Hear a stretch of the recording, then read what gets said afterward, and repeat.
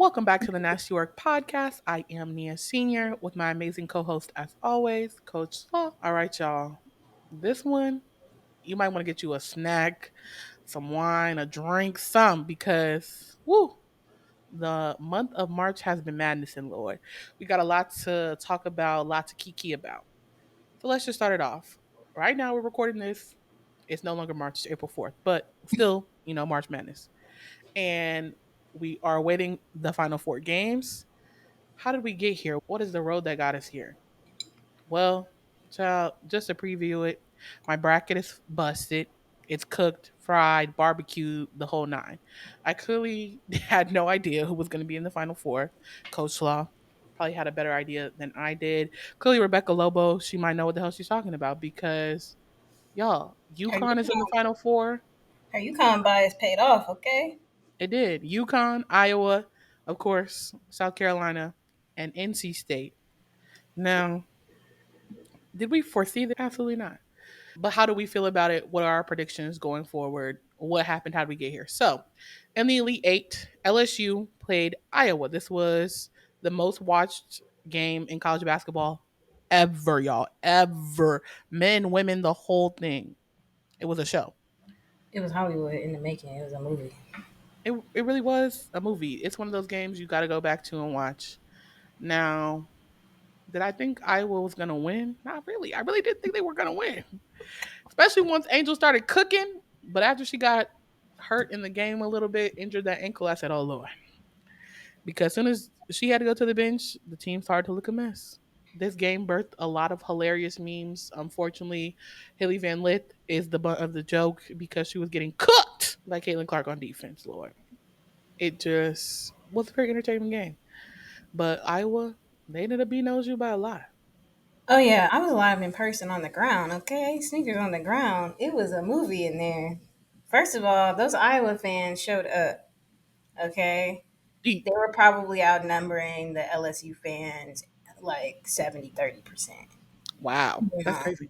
very crazy to travel all the way if you're coming from that state. Of course, there's Iowa fans everywhere now because of Caitlin Clark, but incredible fan base. They showed support all weekend. I saw more Caitlin Clark jerseys than I could count, more Hawkeyes hoodies than I could count. They were swarming, and the energy was incredible. It was really encouraging to see so many people brought their kids to see the game.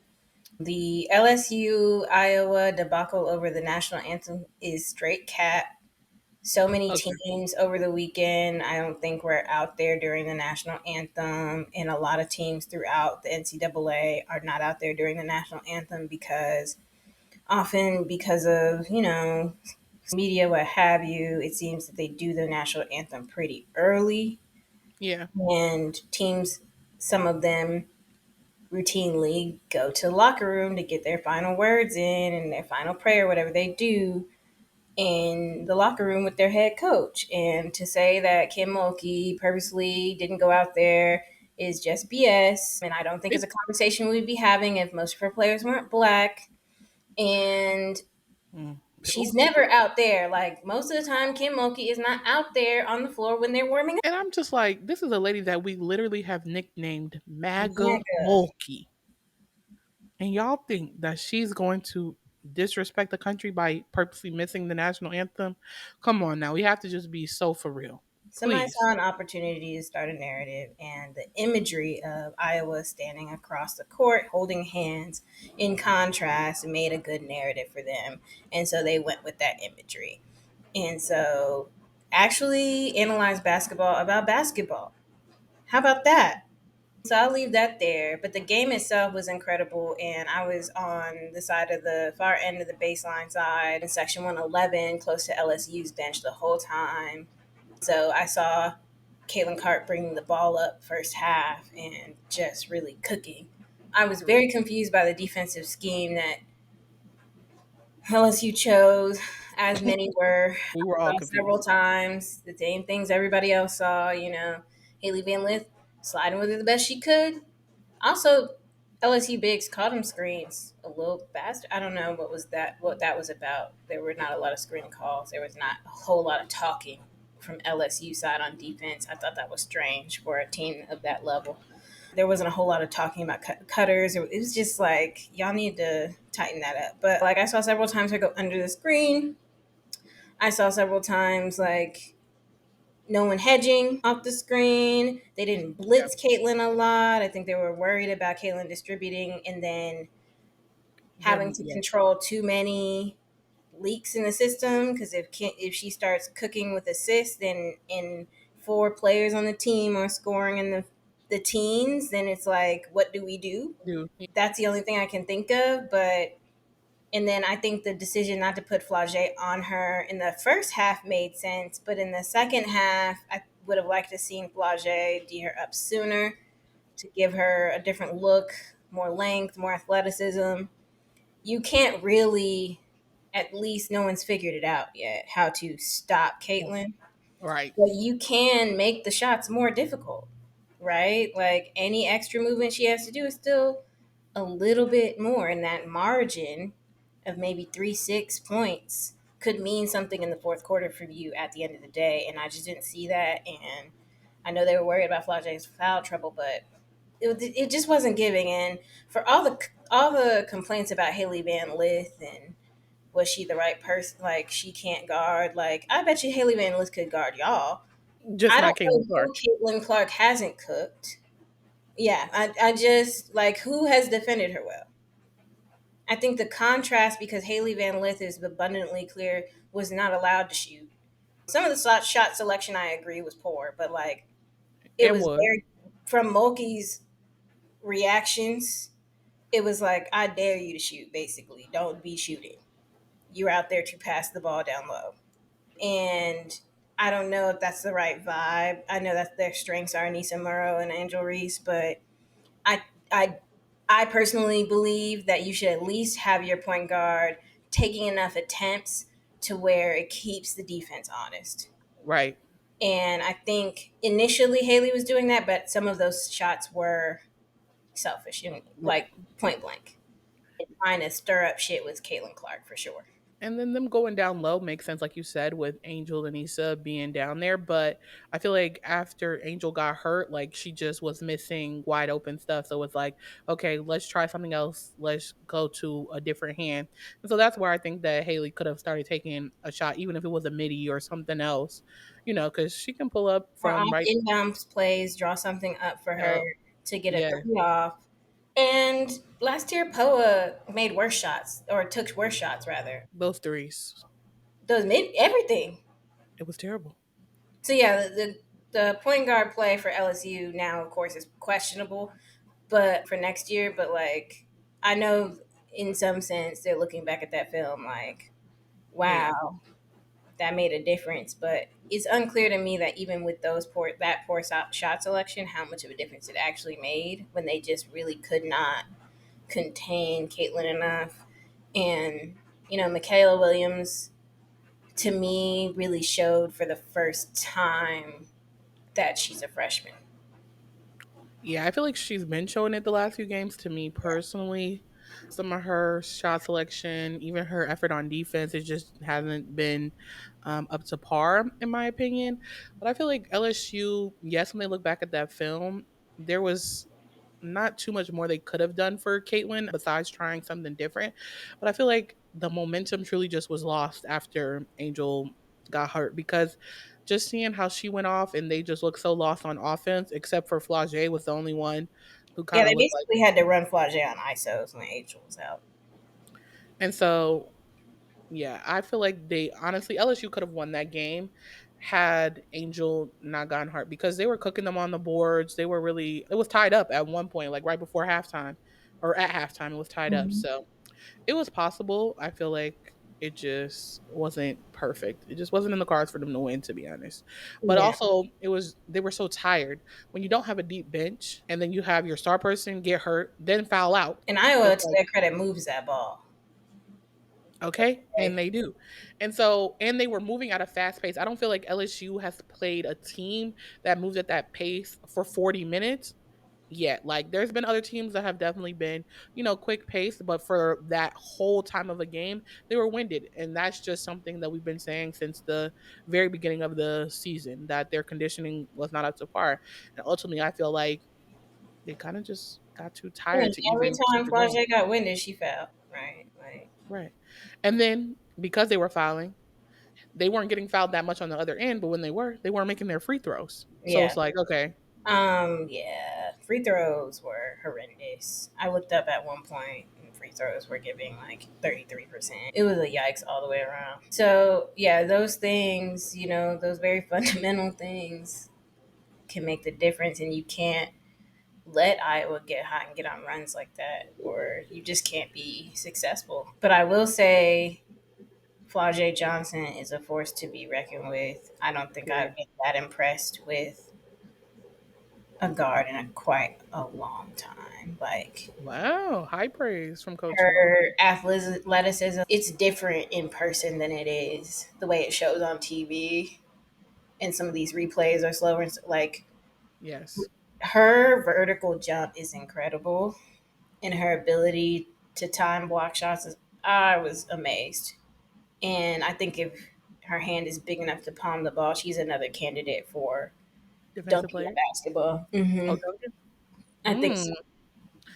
Yeah, I definitely agree because I had a similar takeaway. Like after seeing her in the SEC tournament, I was like, oh no, Flau'jae may be the best person on LSU's team, Mhm. and I don't know why it doesn't show up on the TV. Like you just can't. Like you have to go see it in person, but it really translates in person how good she is and how much she's improved even from last year. And So her maturity, incredible. There were times, whether Poa or Haley was running the point, that Flau'jae was calling the shots. Angel Reese yeah, was calling the shots. Very vocal leadership. Very vocal with leadership this time. Like, reading the defense really well, getting to her spots. Like, her IQ has improved. Her maturity on the court has improved. Her athleticism is amazing.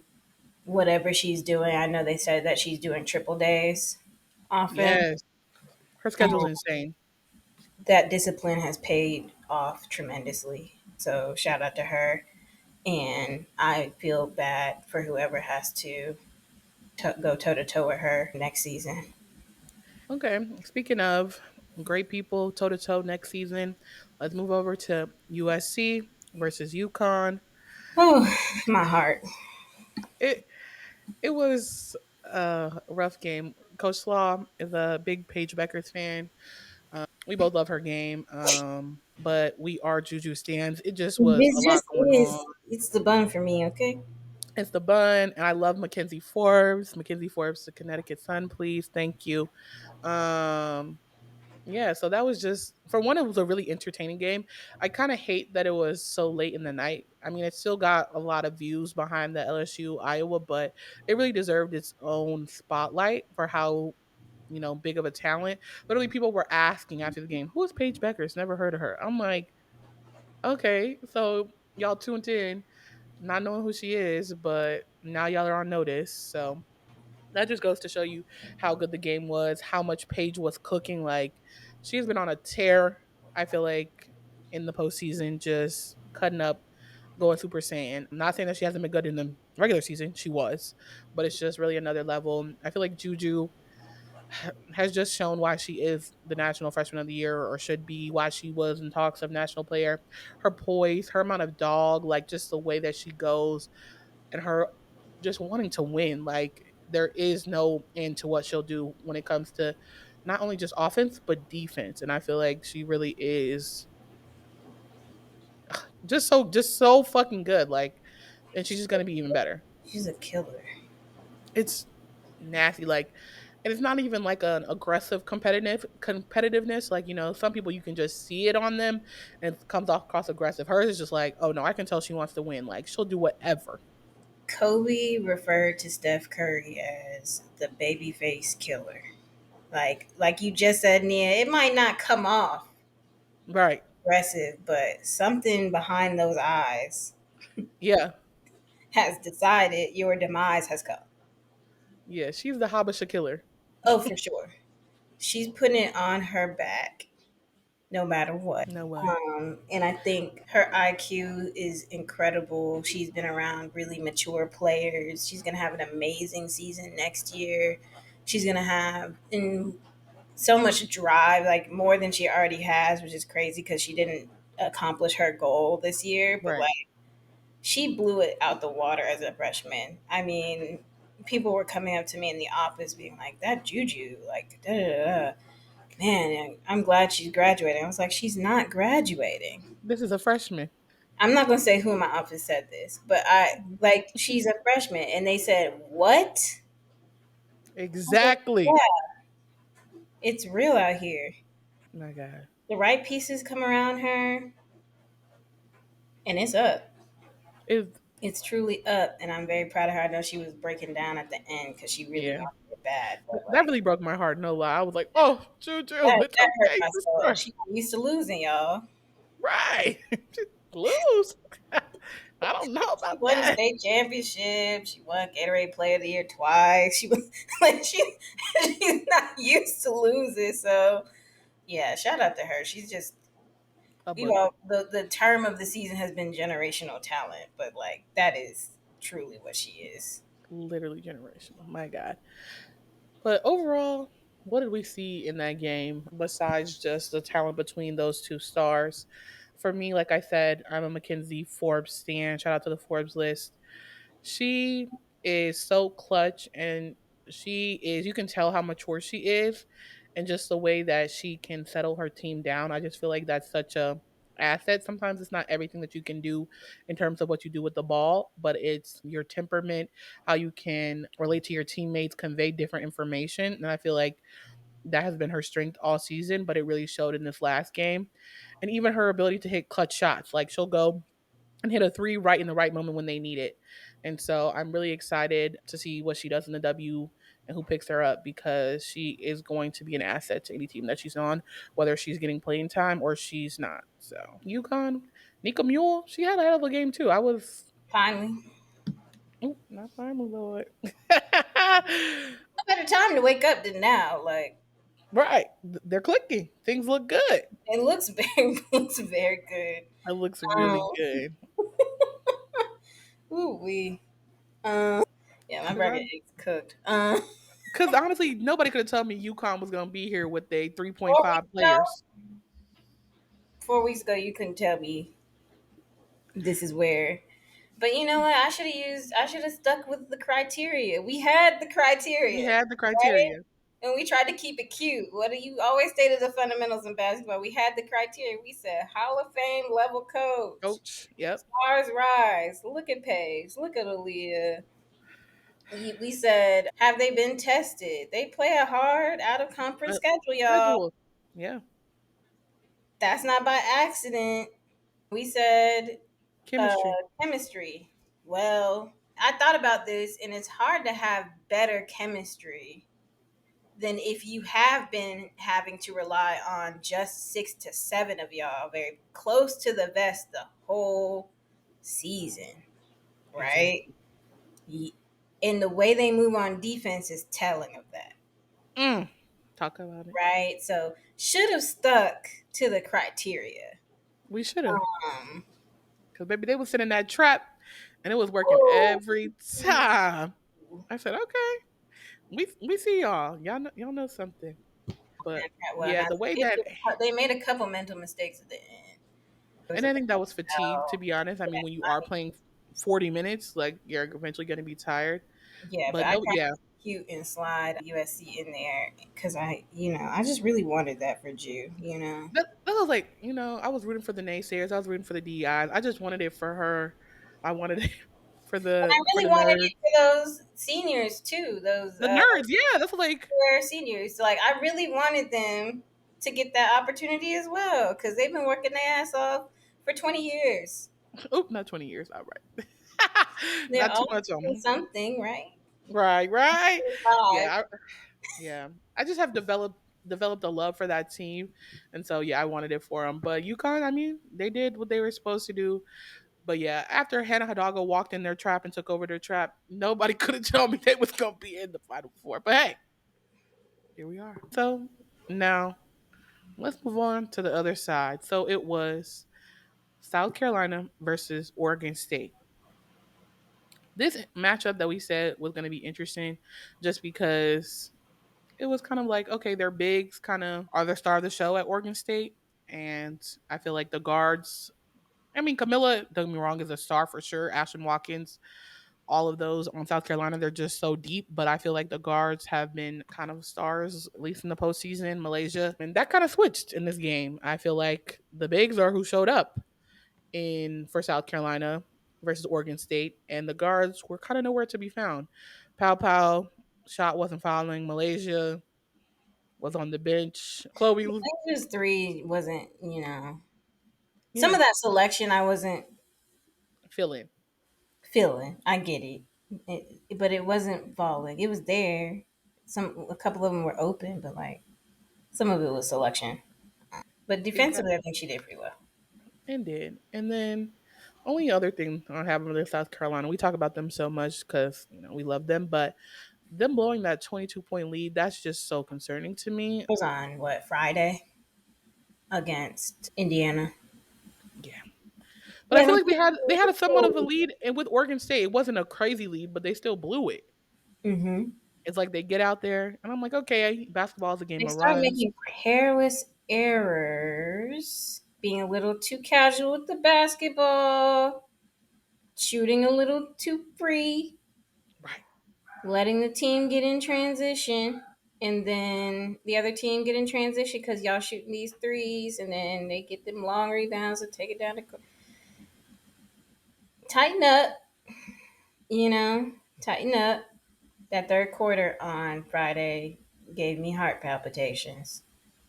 No, for real. It was very nerve wracking. I literally, me and my mom were screaming.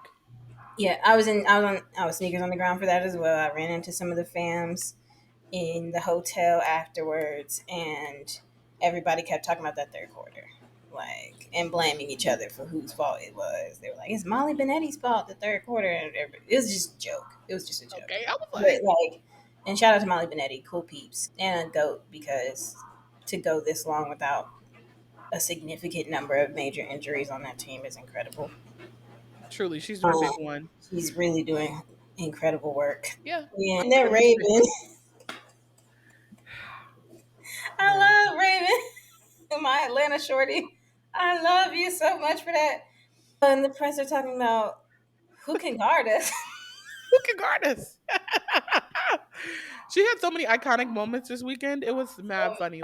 He hit might have won them a championship because that was the dagger. That was the coffin shut nail. Boom. But yeah, my high school coach, Coach McClure, shout out to him. While he would be punishing us with several wind sprints. In between sprints, would say, because usually he loved to recognize who exactly messed up. Mm, okay. So he's like, yeah, so if a sophomore, and that's what Raven is, messed up, he's like, sophomore is a wonderful word because the Greek word sophos means clever, and the Greek word moros means fool. And so sophomore is an excellent word for a second year student athlete because sophomore means wise fool. Oh, And so you know more than the freshman and you know enough to keep your ass on the floor, but you don't know more than an upperclassman, and you definitely don't know more than me, although you will try to be clever and act like you do. okay. So, Period. He ate with that one. sophomores, this next sprint is for you. And then we would Oh my just be, god. what? We ready to kill these sophomores. Like, Now, South Carolina, as much as we love you, I'm concerned, like we said, about the just small mistakes they're going to be facing NC State in the Final Four. whew, And baby, let's talk about that NC State game. So NC State played. Texas, no? Oh yeah, why am I blanking? They did play Texas. Shout out to Isaiah James. My God, Whew. she had the game of her life. The game My of her life. girl said, whoop, de whoop, whoop. It was nonstop. It was insane. Like She hit him with from the the time that the ball tipped off, she was on go she hit him with the, and I know it because I ran from the stadium to the bar to go watch. to go watch it. And from the time it started, it was like, I was like, oh shit, this is nasty work. It was nasty. She said, "Oh baby, I don't get tired." I said, "Scared of you, Miss Girl. I am scared of you. You did your big one, and it paid off dividends." Never seen Texas look so discombobulated. I feel like they're a very composed team, especially like on offense. But maybe NC State was in their ass. And like, let's just be clear, Isaiah James was 77.8% from My three. God, she was cooking, and I swear she had like 7, 8 threes. Yeah, she was 7 for 9. That's insane. That's I think that sick. was her career high. Yeah, that's sickening. 52% from the field overall. My God, she ate that. 50% from the free throw line. What Look, can you say?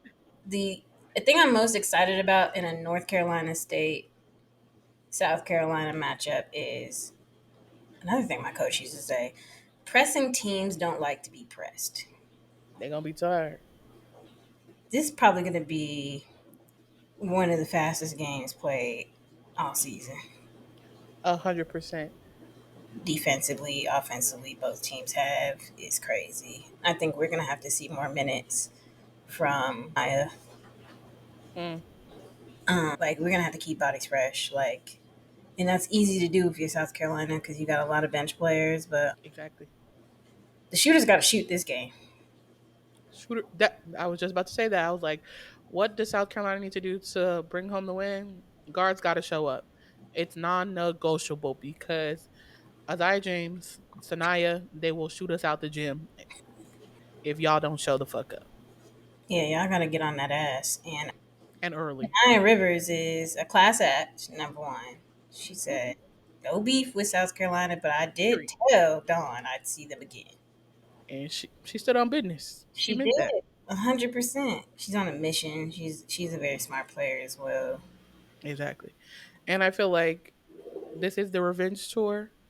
This is Mm. where they got caught slipping last year. Same scenario, went undefeated all season and got caught slipping. So the stakes are just super, super high for this game for South Carolina. Now, what can NC State do to get the win? I mean, to be non biased, I feel like not only do their guards need to show up, but River Baldwin needs to show up defensively because if it's just too easy for Camilla or Ashlyn, it could be curtains real fast, especially if South Carolina's guards are showing up and they're going to their bigs. It just will be a blowout. So that's what I think NC State. I mean, their guards have to click, have to show up. River Baldwin, you gotta do your big one, sis. You gotta contest every shot to the best of your ability and don't get in foul trouble.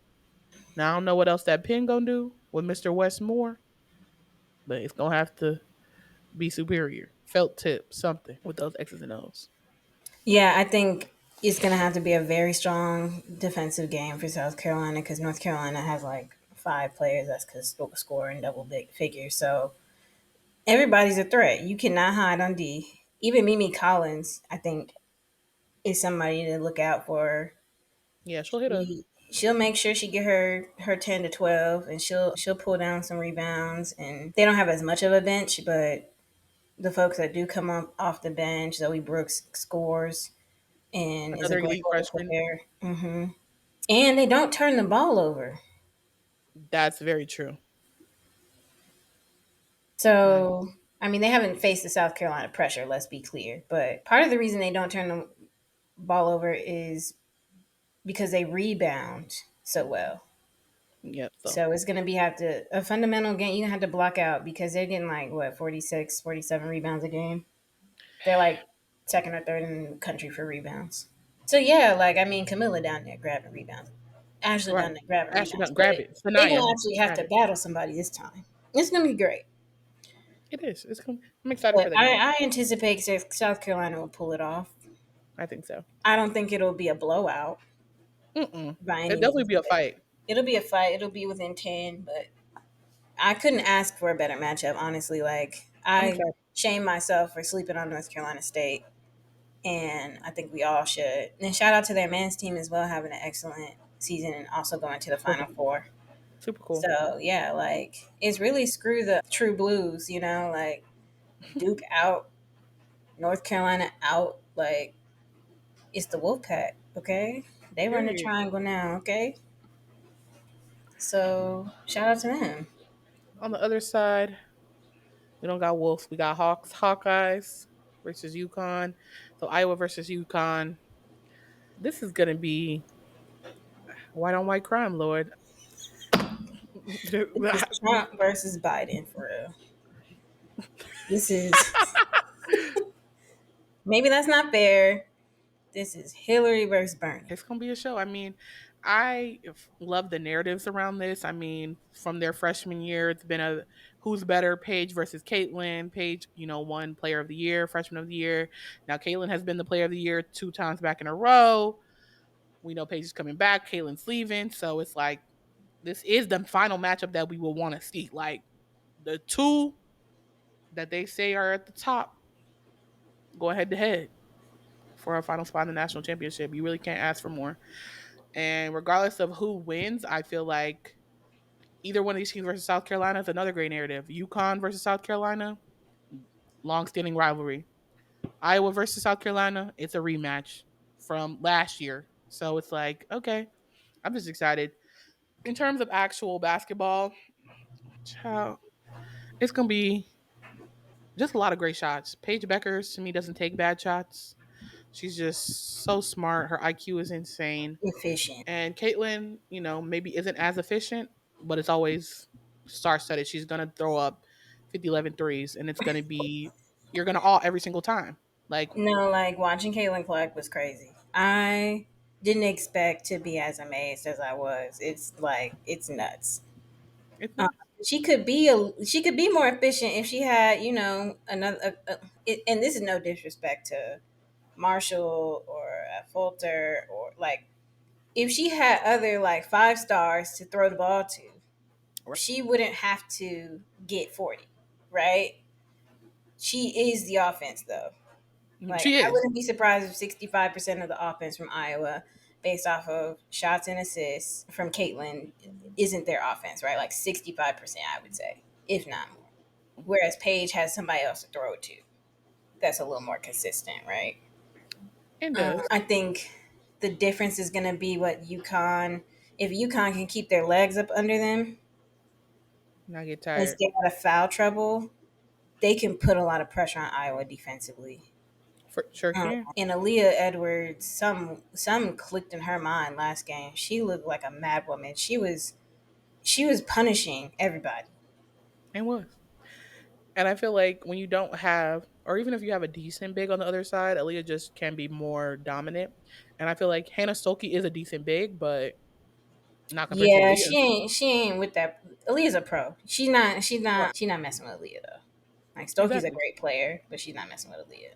It's gonna be two really fundamentally sound teams like battling to the end. And two very different approaches. I feel like where you only have one person really being the offense, like you said, Caitlin on one side, and then having way more options on the other side. Not really sure what Gino's going to throw up. I mean, mostly Paige is going to take the best shots, but that went into Aaliyah, especially if she's cooking Stokey. Nika can get hers. KK's been cooking, so And Lisa Bluter really knows. I noticed how to get Caitlin going.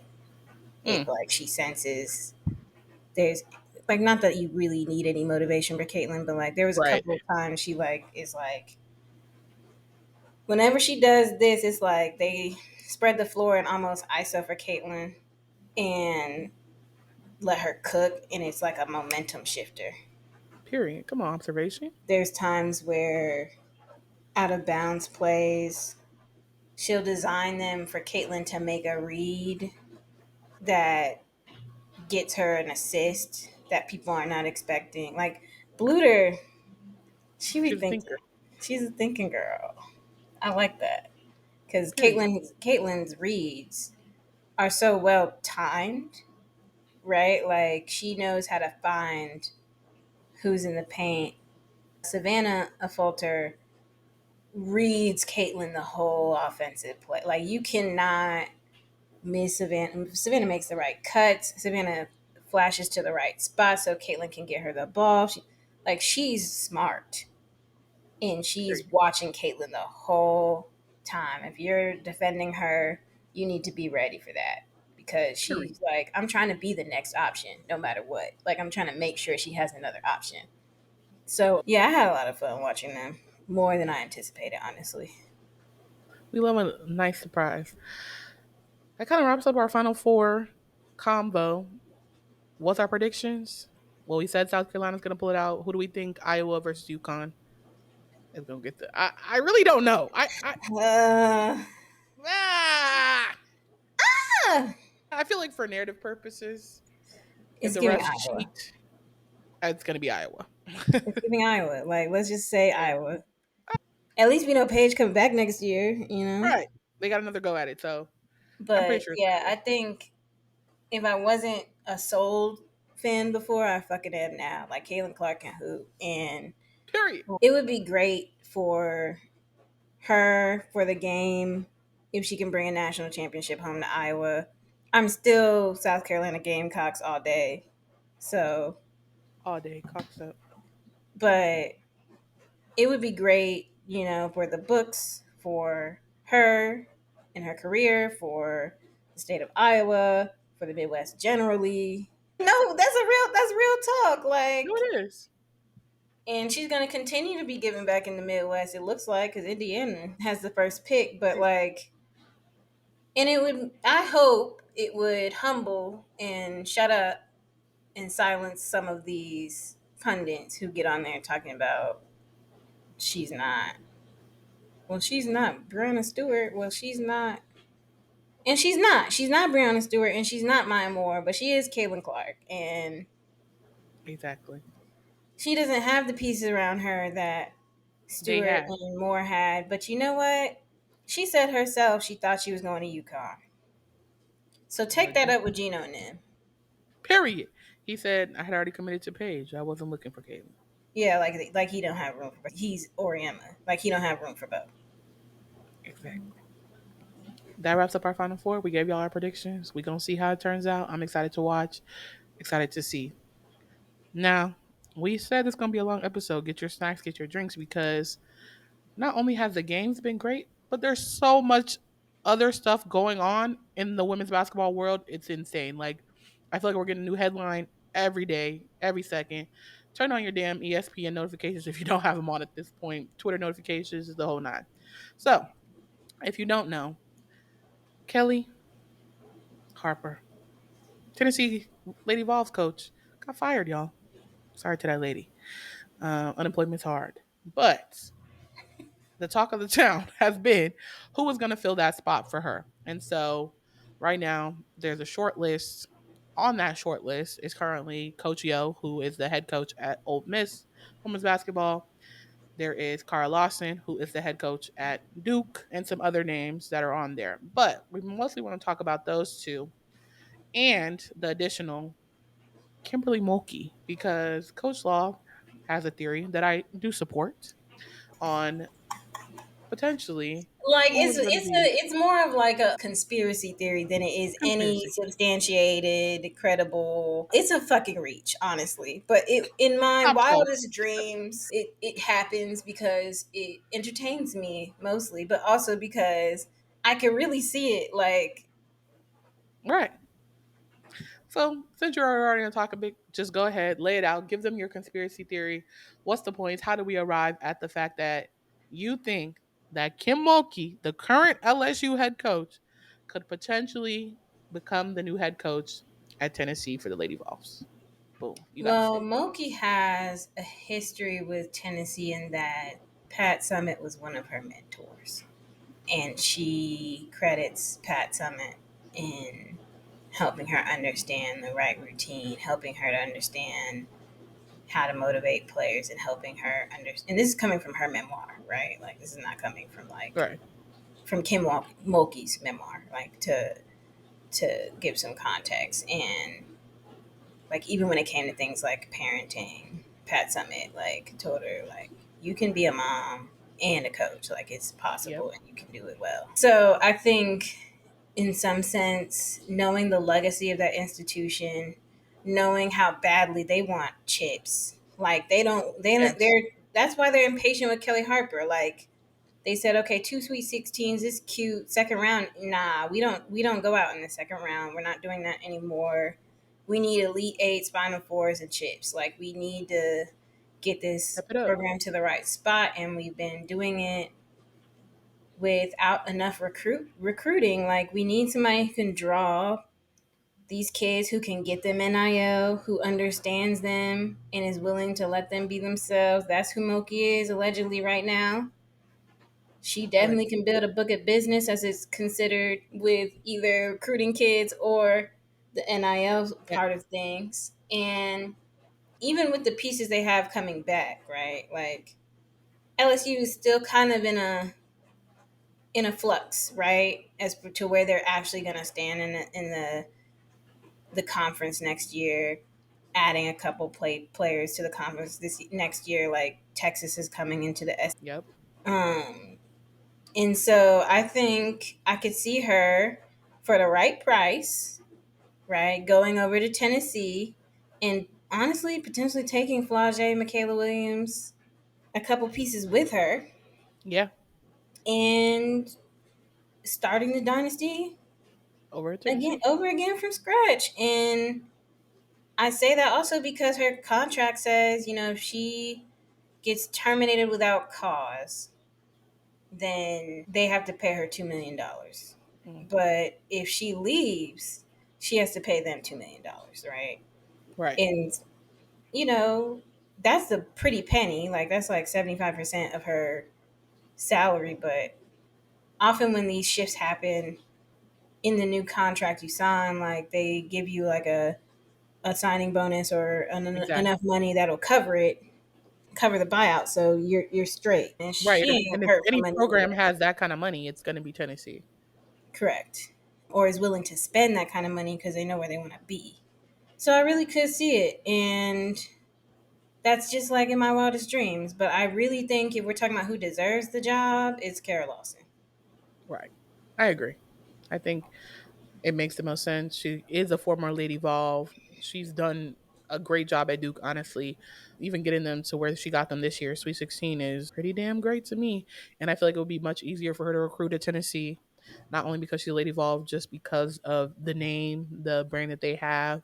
And if we're Um, talking, if we're talking clipboard, she's got it. If we're talking mentality, she got it. If we're talking recruitment, she's shown she can do it now because she got Toby Fournier coming. Hey, Sarah Strong's still like, it's up in the air, but I want to be close to home. Like, right. it could really happen. Exactly. If she gets the number one recruit in the country, it's pretty much current. She would be the choice. Like And reason I if Duke loses Kara Lawson, that's their fault because they had opportunity after opportunity, especially when Coach K was there, to build their women's program to the next level. And I just feel like they did build it, but they didn't invest in it quite as much as they could have. right.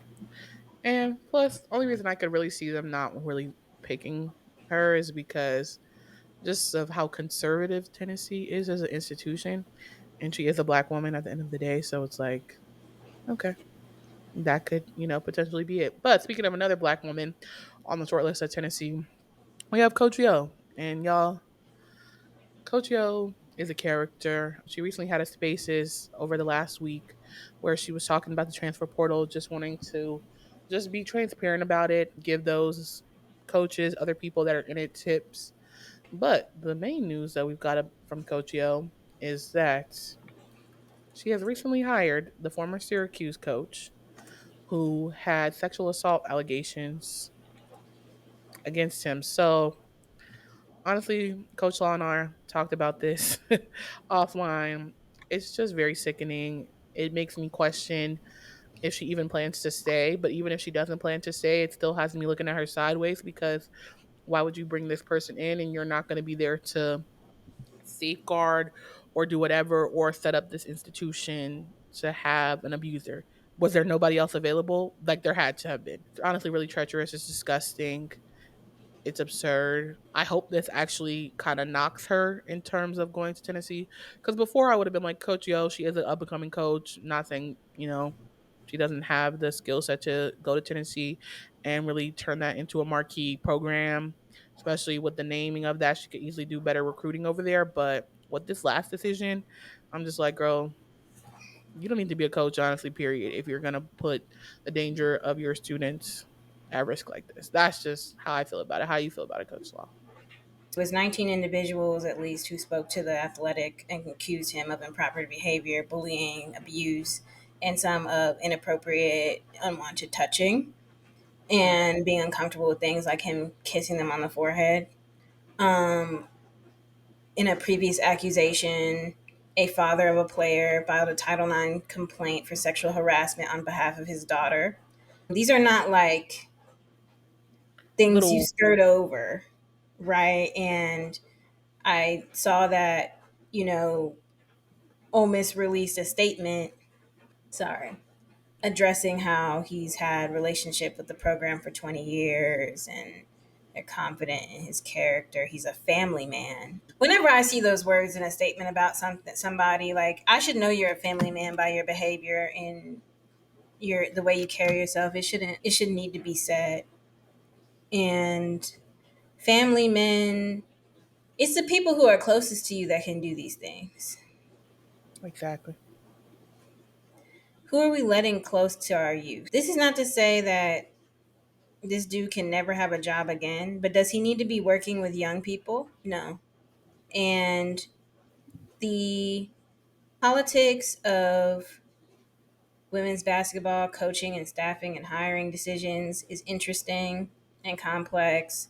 And who knows if it's all speculation if, athletic directors or other administrators or whoever has influence at Ole Miss maybe had a lot to do with this decision.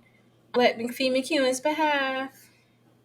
But her words were that I am very pleased to be able to hire a coach with the pedigree and experience of Quentin Hillsman. He is an excellent teacher of the game and also a strong recruiter at both the national and international levels. I have known Quentin for 20 years and I am confident that he will be a tremendous addition to my coaching staff. Do not be blinded by your bias of your friendship with somebody. I really want to hear in a spaces from Coach Yo her reasoning and for the Ole Miss administrative staff who had to produce that statement and said they did a background check and they did their due diligence. You better be right. Point You better blank. be right.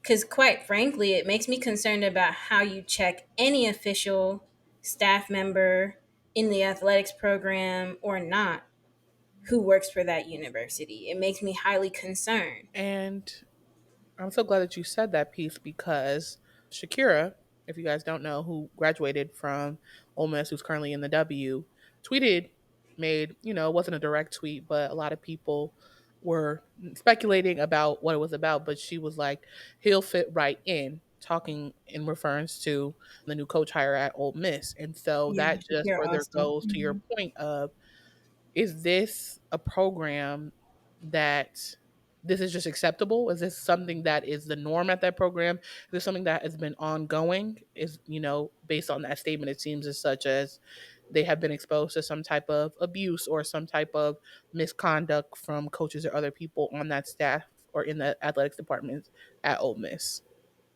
Yeah, and you can post as many TikToks dancing as you want. You can post as many spaces as you want. Like, you better hope that he doesn't hurt anybody's child. That's all I have to say about it. Like, It's just, I know that we're both lawyers, and so the brain in me, I'm just like, this is such a liability. Like, like why would you hire this man knowing the allegations that are out about him? It also just brings on to the larger point of like what you're saying, the nuances when it comes to coaches in women's basketball, that men get second chances and women often don't. Look at Kelly Harper, who, didn't have the best season, but it wasn't terrible, who didn't harm anyone technically and is now losing her job, and other people that we have seen not get a second chance if they don't win right away, or especially Black women. So to see a Black man get a second chance after some alleged egregious behavior is just baffling, and just points to the bigger issue that's going on when it comes to staffing and coaching in women's basketball. So, Coach Yo, I'm disappointed in you, girl. I want to hear Let's it. I want to hear what you have to say about it. Like, I and really do. Like, I want to know your and I hope this reasoning behind it. Like, and I hope it's more than people deserve second chances because like at what, exactly like, you're talking about young lives, not like you can have a job, sure. You don't need to have a job like this. point blank period. And it just doesn't seem. I hope that she does have some type of thorough explanation. But based on her tweets last night, she basically said, "I said what I said. I did what I did, and I'm not gonna explain myself or elaborate further." It was, summary of her tweet. If you want verbatim, go look it up. But just nasty work, and not in a good way. Well, on another coach's note, I don't want to say lighter note, but our goat, beloved Coach Dawn Staley, who is the AP and Naismith Coach of the Year this Coach of the year, year, yes. recently at the end of winning and making it to the Final Four, in her media press conference, whatever, at the end, basically said or made some statements in regards to her faith, and verbatim said, "If you don't believe in God, something is wrong with you." Now, it sent the people in a tizzy, in an uproar, Lord. Like the coaches and the college football coaches and players haven't been thanking God since the beginning of time. Every year at the draft, 50, 11 people going to get up there and I say, I just got to thank God. However, people are saying that they had an issue with my direct quote that I just gave you, the last phrase of her statement, saying that there isn't a place for religion in sports. Coach Law, I know you had some thoughts on it. And for once, our thoughts are different on this. So I'll let you go first. I call cap on a lot of these people, mostly the folks that said, I don't believe in God, and what Coach Don said was offensive to me. If you like, check your logic. If you don't believe in something, how could it offend you? Also, my recollection is when Tim Tebow was the number one college athlete in the entire NCAA and Tebowing and praying on the field, he got a lot of praise in media for that. He had some backlash, but he had a whole lot more praise, He right? did. We've seen coaches over the years acknowledge their creator, whoever that may be, if they have one that they believe in, a deity or whatever. And it never mattered until this statement, right? I understand it wasn't the right thing to say, it wasn't the Right. most politically correct thing to say. I understand the reasons why for it. I don't know why it blew up to this extent. Exactly. And that's actually disingenuous of me. It blew up to this extent Because it's Dawn. because it's Dawn Staley. She's a black woman. She's queer. She's whooping y'all's ass repeatedly, racking up wins, racking up SEC championships, racking up appearances in the Final Four, two national championship trophies, right? On Exactly. her way to her third. You needed something to say. They Everything she says in the media that's right, crickets, right? She says this one time in a moment when she's emotional because her team is going to the Final Four after the year they've had. And somehow, this is the worst thing she could have done. Okay. All right. And I know I'm biased. I'm a Carolina fan. Y'all can say what you want to say. Like, some of those same UConn folks, when Paige said something about God, really got crickets. Like, crickets. well, Paige didn't say, like, if you don't believe there's something wrong with you, okay. And that's fine. And so I mostly agree with what you say, but I do think that my cause for pause is, mind you, I love Dawn Staley. She is my goat.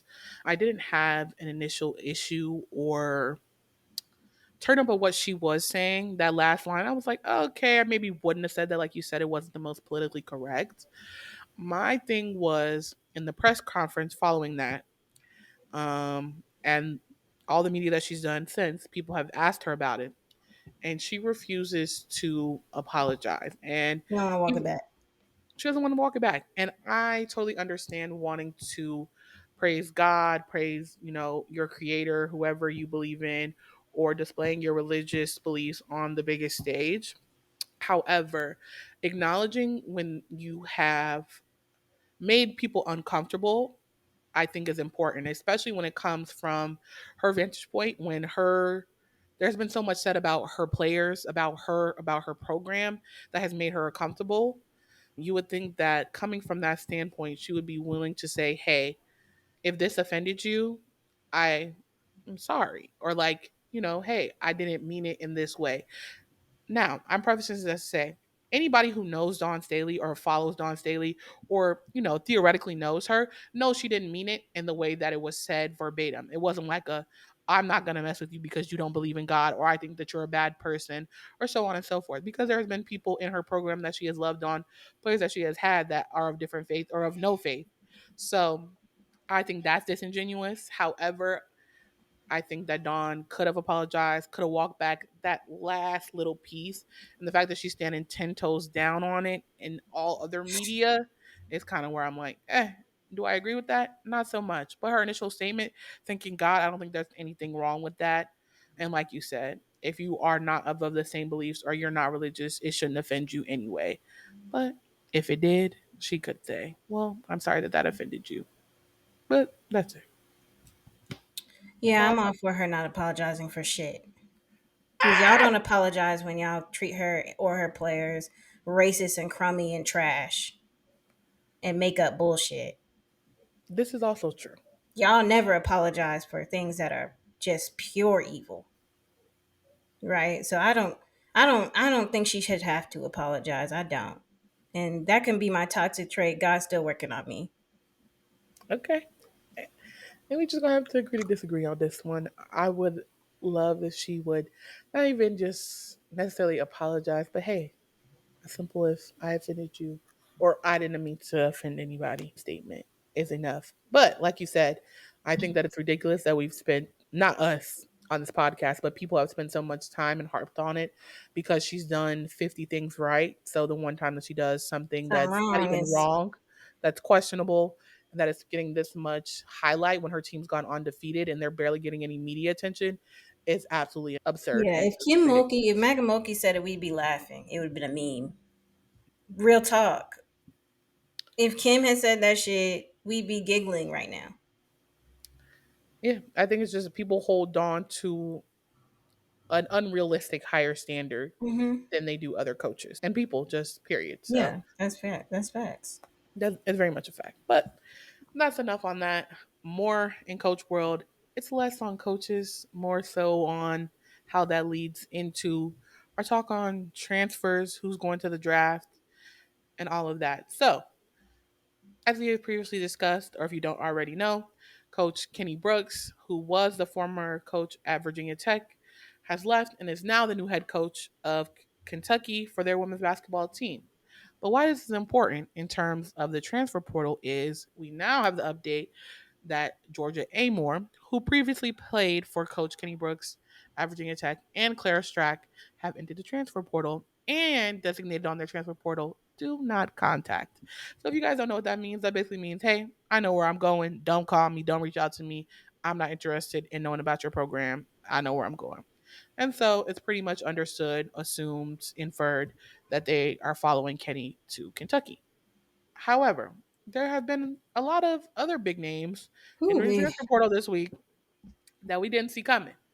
And the biggest drop earlier today, that the Haley Van Lith is not declaring for the WNBA draft, but is instead entering her name in the transfer portal.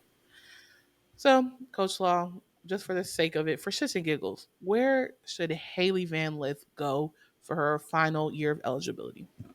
Kentucky. Are you for real? Why not? Okay. That was random. Kentucky, all right. Nah, like I mean, I think she could go. I really do see a use case for her at Notre Dame.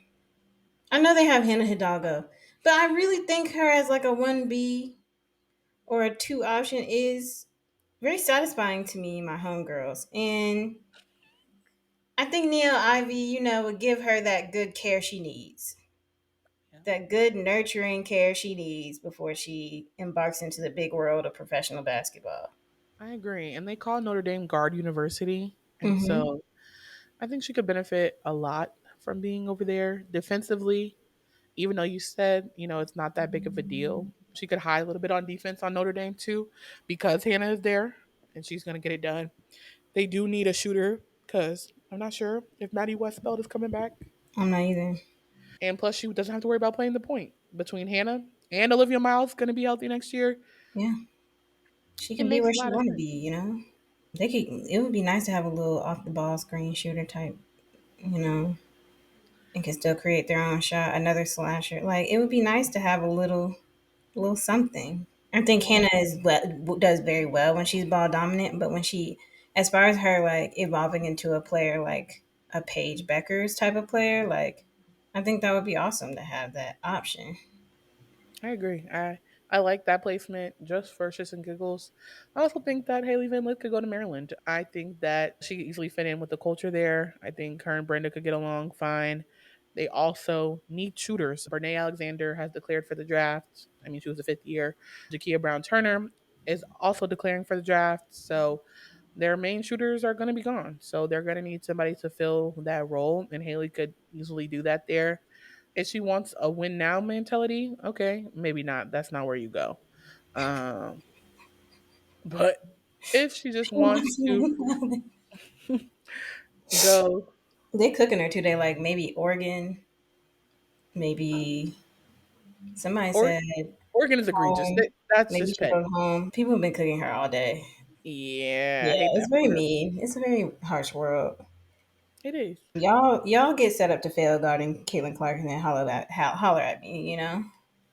Exactly. Like y'all, it had to be crazy, like shuffling your feet that much and looking to your in your peripheral and Flage just standing there, like just standing there in like a denial pose, like the whole damn game because she got somebody on the wing that's not gonna get many touches, just chilling out. Like it has to be crazy to be out there on an island. Like your coach and told people not to hedge. Nasty work. Haley Van Lith, she was the number one transfer in the transfer portal last year. I doubt she'll be number one this year, but we're interested to see where she's going to go. Now, there are some other names. Talia Van, child, her last name be fucking me up, Van Olenhoffen from That's pretty Oregon good. State. That's about as good as I can do it. So go ahead. All right. And she's going to be a fifth year, but she has entered into the transfer portal and she spent 4 years at Oregon State. So a lot of people were surprised, but it makes sense. I mean, the Pac 12 is over, so Oregon State will no longer be in the Pac, and they're not necessarily going to a super competitive conference. I think they're going to the Mountain Conference or whatever. So I could see why she wants to transfer. And I think that she could be good at a number of different schools. Now, to me, one of the most exciting names is Talia Scott. That's currently in the Oh, transfer portal. She's a bucket. She's a freshman, another freshman. I feel like because she was at Arkansas, didn't necessarily get the media shine as some of the other great freshmen, but I mean, there's just so freaking many. What can you do? I think she could be the number one transfer in the transfer portal. It'll be interesting to see where she goes. I kind of hope that she stays at SEC school, but hey, I don't know. Even if she, I would say before this whole mess, take her ass to Ole Miss, but I'm not gonna suggest that anymore. Do you have any thoughts on where she should go? Ideas, or are you just excited to see where she ends up? she's a 3-point shooter It is for sure. She was like one of them like Curry Camp girlies. This gonna sound crazy. I don't think this would be a good move, but she's from Florida. Florida.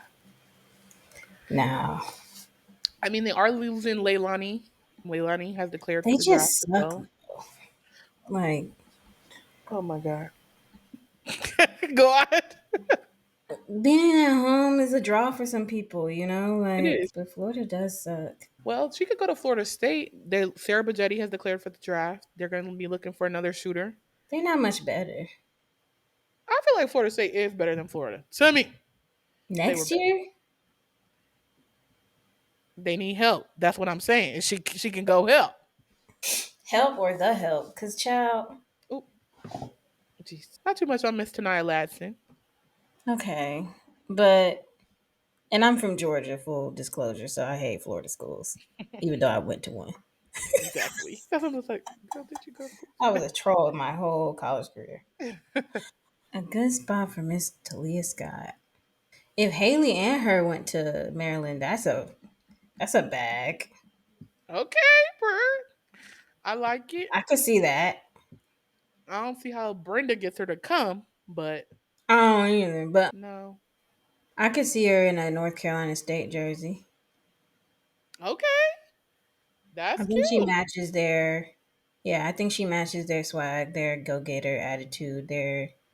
She definitely can shoot the lights out if you let her. My only pause on North Carolina State is they have the freshman Tamiria. I think I'm saying her name wrong. Tamira coming in, and she is a Oh, I didn't realize shooter. that. Yeah, I didn't realize that. Nasty, super good. Overtime girly, very much highlight real type of girl.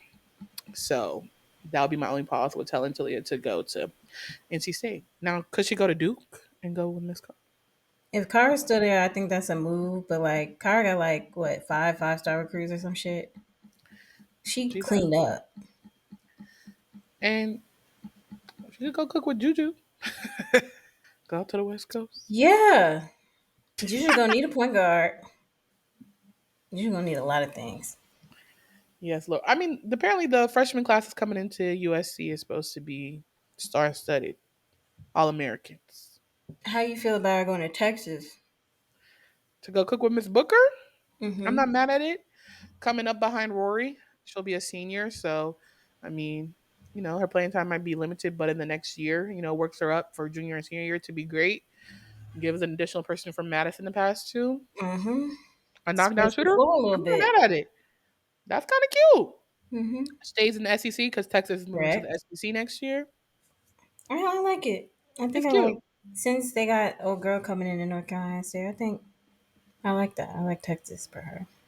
That's real, real cute. Now, that's kind of the main transfers. Is there anybody else in the transfer portal that you're just interested to be like, okay, where are they going? Who I want to see? Kateri Poole, is she gonna keep playing? Now that's a name, honey. I'm excited to see. I hope somebody I'm just does. curious, like, cause what happened? First of all, second, Right, what's the T? what's the T, bro? Yeah, I can't think of Georgia. Amore. I think she's going to Kentucky to follow Kenny. I think so too, but it would be a plot twist, child. If she was going somewhere else, Cause she could cook at LSU. oh, She could to be replace what Haley. Haley Van Lith was supposed to be at LSU.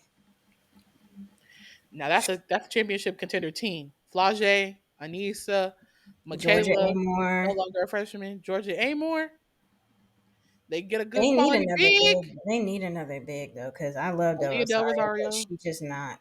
She's just not it. She's she hasn't caught up to the speed of the game.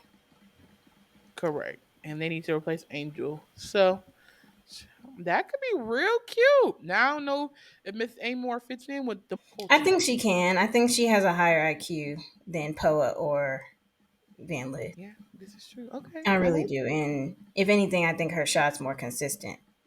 But I think she's so loyal to Brooks, it's just no question.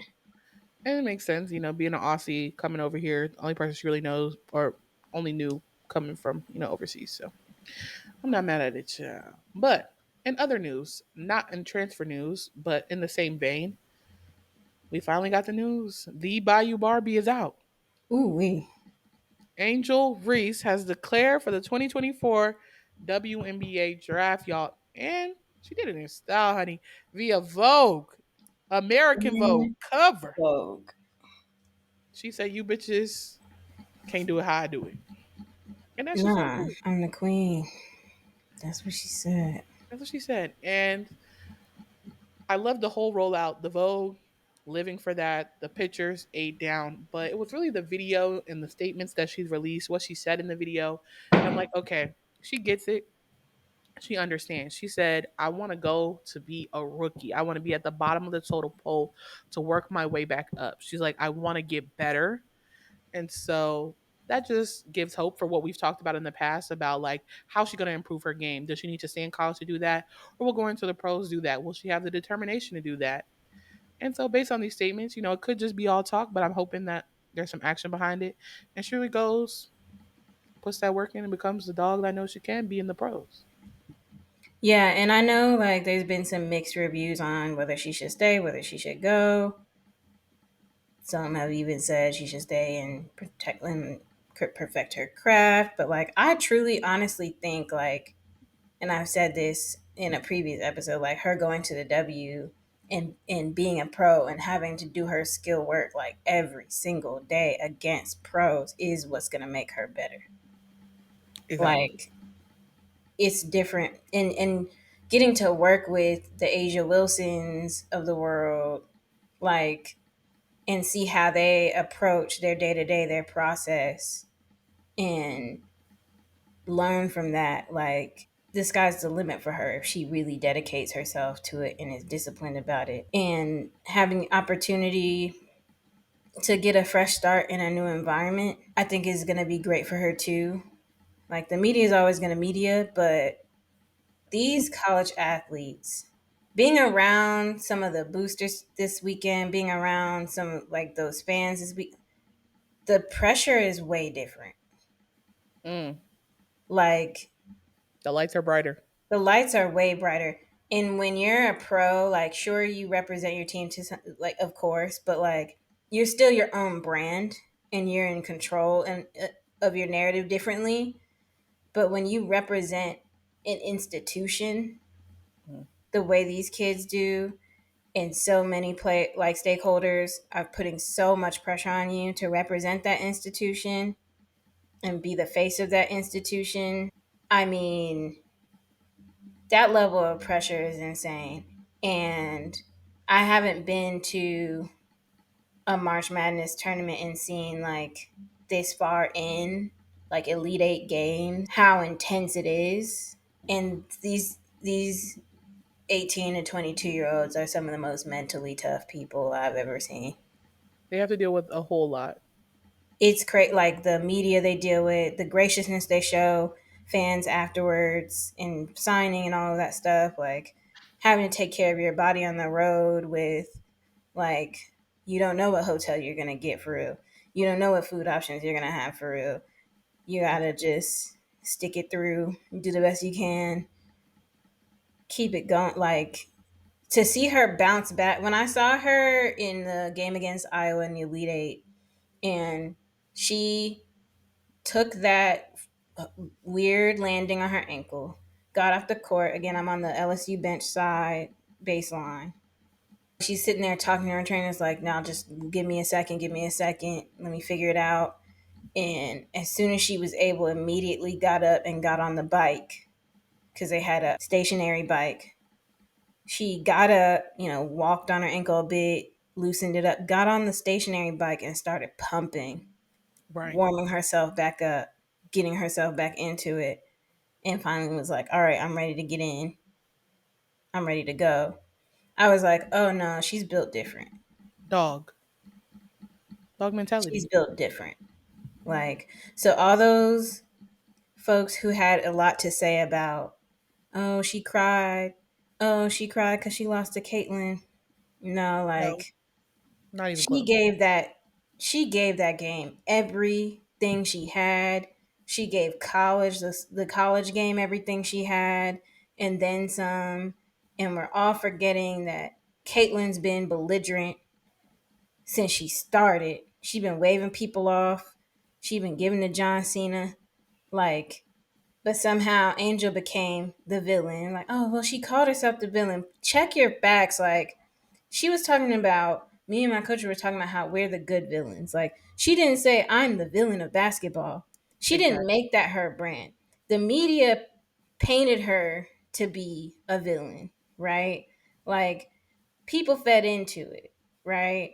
Like, when 100%. I talked about Angel being the Allen Iverson, I never said evil things. I never said villain. I said the passion, the authenticity, the did I once say because Allen Iverson is a villain? No, they wanted him to be that.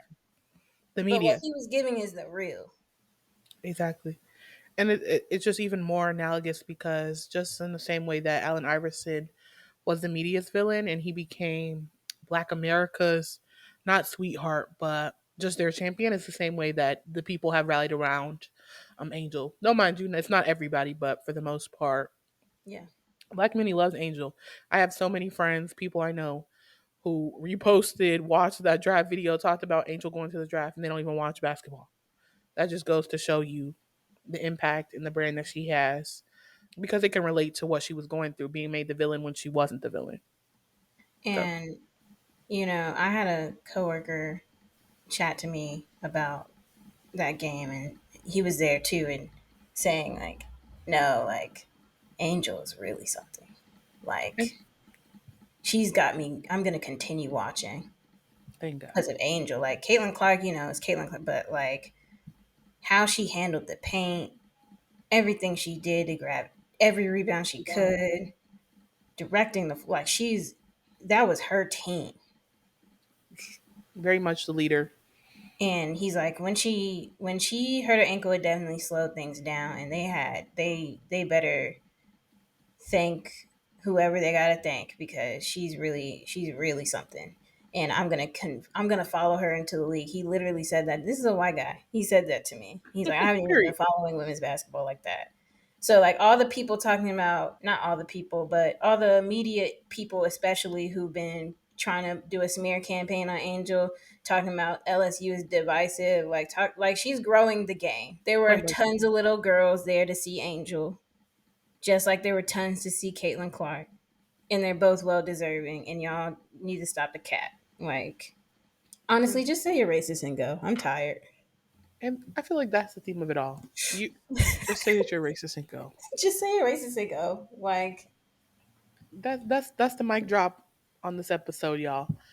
I know y'all probably want to hear our thoughts on, well, now that Angel has declared, where do we think she's going in the draft? What number? What team? But guess what? You're gonna have to tune in on the next episode to find out what our thoughts on it. But thank you guys for tuning in to the Nasty Work Podcast. It's been a blast. Make sure you comment, like, subscribe if you're watching us on YouTube.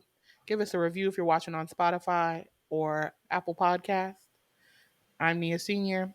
My amazing co-host, as always, Coach Slaw, and we'll see you in the next one. Toodles. peace.